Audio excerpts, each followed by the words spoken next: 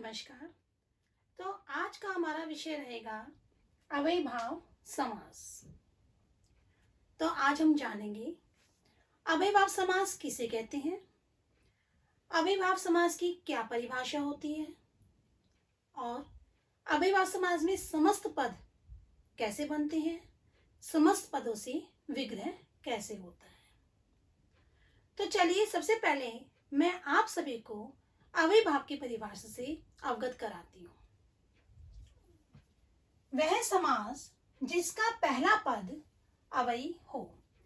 अव्यय का मतलब होता है ऐसा शब्द जो लिंग, वचन, कारक या काल किसी के कारण भी जिसमें कोई परिवर्तन ना हो, इसे कहते हैं, ऐसे शब्द को हम अविकारी शब्द भी कहते हैं।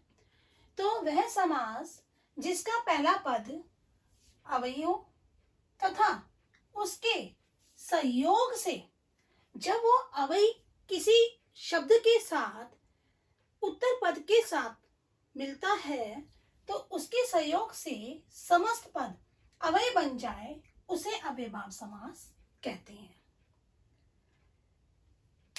यहाँ पर कुछ उदाहरण दे रखे हैं अव्ययभाव समास से संबंधित और यहाँ कुछ विग्रह भी हैं। तो जब मैं आपको इनको विस्तार से बताऊंगी तो आपको अच्छे से समझ में आएगा कि हम अव्ययभाव समास की पहचान कैसे कर सकते हैं, अव्ययभाव समास हम कैसे बना सकते हैं। तो आइए, यहाँ पर लिखा हुआ है प्रतिदिन, ये हमारा समस्त पद है। प्रतिदिन अव्ययभाव समास में जो पूर्व पद होता है, पूर्व पद मीन्स यानी कि पहला पद, वो हमेशा अव्ययी होता है और जब उसके साथ उत्तर पद मिलता है तो पूरा समस्त पद जो होता है ये पूरा अव्ययी बन जाता है।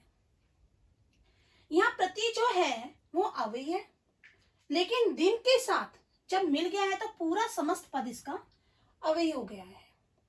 तो यहाँ प्रतिदिन को जब हमने इसका विग्रह करा दिन, दिन या प्रत्येक दिन। अब नेक्स्ट पे चलते हैं।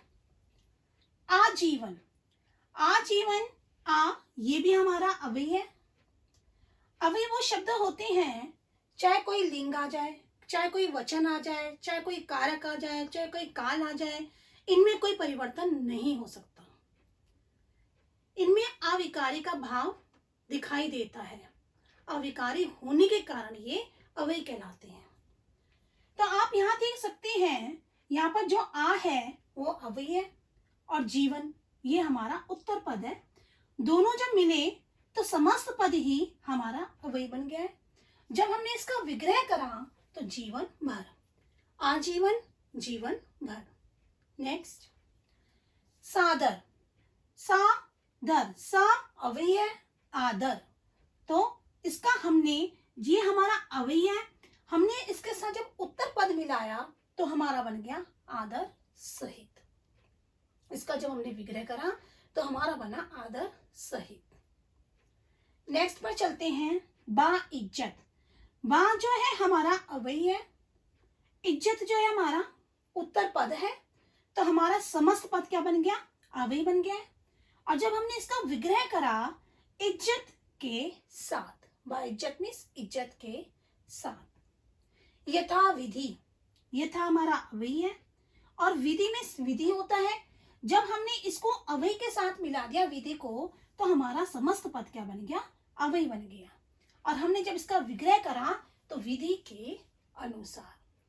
तो मैं समझ सकती हूँ कि आप सभी को यहाँ तक तो अच्छे से समझ में आ गया होगा, लेकिन फिर भी मैंने कुछ उदाहरण लिए हैं, आप इनको भी देख सकते हैं। जैसे यथाशक्ति, यथा का मतलब हमेशा होता है अनुसार। अगर आपको समास दे दिए जाए, बहुत सारे समास दे दिए जाएं और कहा जाए कि इसमें से समास छांटिए, समास के नाम लिखिए, तो ये आपके लिए बहुत इजी होगा। जिस भी शब्द के आगे यथा आएगा, बे आएगा, आ आएगा, प्रति आएगा और ये बा आएगा, तो ये सब हमारे क्या होते हैं, अव्ययभाव समास। दूसरी पहचान ये भी होती है, पहले हम इस पर आते हैं। यथाशक्ति, यथा मीन्स होता है अनुसार, शक्ति मीन्स शक्ति, ये हमारा अव्ययी शब्द है। जब हमने इसको उत्तर पद के साथ मिलाया तो हमारा समस्त पद अव्यय बन गया है। तो इसका जो हमने विग्रह करा शक्ति के अनुसार। नेक्स्ट, बे खटके। बे हमारा अव्यय है। खटके, खटके बे मीन्स बिना, खटके खटके के बिना, ये हमारा उत्तर पद है। समस्त पद हमारा इस अव्यय शब्द के मिलने से समस्त पद ही हमारा अव्यय बन गया है। और जब हमने इसका विग्रह करा खटके के बिना। नेक्स्ट, हाथों हाथ। अव्ययभाव समास में की एक पहचान ये भी है कि दो शब्द एक जैसे होते हैं और इनके बीच में योजक चिन्ह भी लगा होता है। इससे भी हम अव्ययभाव समास की पहचान कर सकते हैं।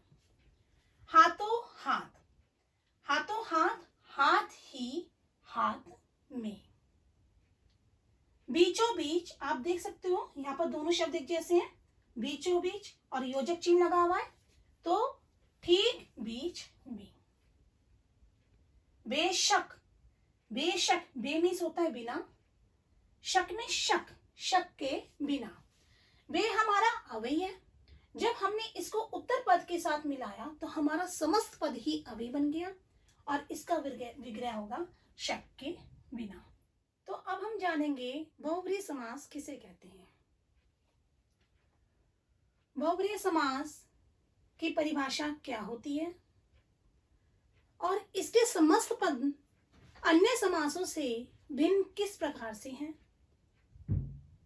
समस्त पद का जब हम विग्रह करते हैं वो भी अन्य समासों से अलग है। तो चलिए अब हम चलते हैं बहुब्रीहि समास की ओर। सबसे पहले हम देखेंगे इसकी परिभाषा। जिस समास के समस्त पदों में कोई भी पद प्रधान ना हो। समस्त पद तो आप जानते ही हो कि समस्त पद में दो पद होते हैं हमारे, पूर्व पद और उत्तर पद। तो बहुब्रीहि समास ऐसा समास है कि इसमें दोनों ही पद प्रधान नहीं होते। आगे बढ़ते हैं। बल्कि दोनों पद मिलकर किसी तीसरे पद की ओर संकेत करते हो। जब ये दोनों पद मिल जाते हैं और किसी तीसरे पद की ओर, किसी तीसरे के बारे में संकेत कर रहे हैं, उसे हम बहुब्रीहि समास कहते हैं। समस्त पद और विग्रह के माध्यम से आपको समझाती हूँ कि हम बहुब्रीहि समास की पहचान कैसे कर सकते हैं। बहुब्रीहि समास के का अगर हमें समस्त पद दे रखा है तो हम उसे विग्रह में कैसे बदल सकते हैं, या हमें बहुत सारे समास दे दिए जाएं और उसमें से पहचानने के लिए कहा जाए कि इसमें से पहचानिए कौन सा समास है, तो हम उनकी पहचान किस प्रकार से करेंगे। तो सबसे पहले हम आते हैं समस्त पद और विग्रह। जैसे मैंने आपको हर समास में, हर वीडियो में बताया है कि समस्त पद और विग्रह क्या होता है। जब भी हम किसी भी समास को लेकर चलते हैं, उसके उदाहरणों को समझते हैं, पहले हमें समस्त पद लिखना पड़ता है, फिर विग्रह करना पड़ता है। तो आइए देखते हैं। जैसे पहला शब्द मेरा है पीतांबर, जैसे नाम से ही पता चल रहा है पीतांबर, यानी कि पीत है अंबर जिसका। पीत मीन्स पीला, अंबर मीन्स होता है वस्त्र। पीला है वस्त्र जिसका, अर्थात भगवान श्री कृष्ण। उनको एक पीतांबर के नाम से भी जाना जाता है। तो यहाँ पर हमारे तीसरे की तरफ एकदम संकेत जाता है कि कृष्ण भगवान की ओर संकेत किया गया है अगर पीतांबर बोला गया है। नेक्स्ट, चतुर्भुज। चार है, चतुर मीन्स होता है चार, भुज मीन्स भुजाएं। चार है भुजाएं जिसकी, बिल्कुल हमारे तीसरे पद की ओर संकेत जा रहा है विष्णु। विष्णु भगवान की चार भुजाएं होती है। नेक्स्ट, नीलकंठ। नील मीन्स नीला, कंठ मीन्स गला। नीला है कंठ जिसका, अर्थात भगवान शिव। नेक्स्ट, दशानन। दश आनन, दश मीन्स 10, आनन मीन्स मुख। किसके हो सकते हैं? रावण के। तो तीसरे पद की ओर संकेत कर रहा है। जहां पर तीसरे पद की ओर संकेत करता है, अब ये दोनों मिलकर किसकी ओर संकेत कर रहे हैं? तीसरे पद की ओर संकेत कर रहे हैं। 10 है आनन जिसके, अर्थात 10 है मुख जिसके, रावण। नेक्स्ट, त्रिलोचन। त्रि मीन्स तीन, लोचन मीन्स आंखें। 3 है नेत्र जिसके, लोचन जिसके, आंखें जिसकी, अर्थात भगवान शिव। लंबोदर। नाम से ही पता चल रहा है लंबा है उदर जिसका, भगवान गणेश का है, तो लंबा है उदर जिसका गणेश। चतुरानन, चतुर मीन्स चार, आनन मीन्स मुख वाला, चार है आनन जिसके, ब्रह्मा। चक्रधर, चक्र को धारण करने वाला, अर्थात चक्र को जो धारण करता है विष्णु। विषधर, विष मीन्स विष को, धर मीन्स धारण करने वाला, विष को धारण करता है जो सांप। तो आज मैं समझ सकती हूँ कि आज आपको मेरी इस वीडियो के माध्यम से बहुब्रीहि समास और अव्ययभाव समास अच्छे से समझ में आ गया होगा। तो नेक्स्ट अब आगे बढ़ते हैं। तो अब मैं आप सभी लोगों से ये आशा कर सकती हूँ कि आज आप सबको बहुब्रीहि समास अच्छे से समझ में आ गया हो।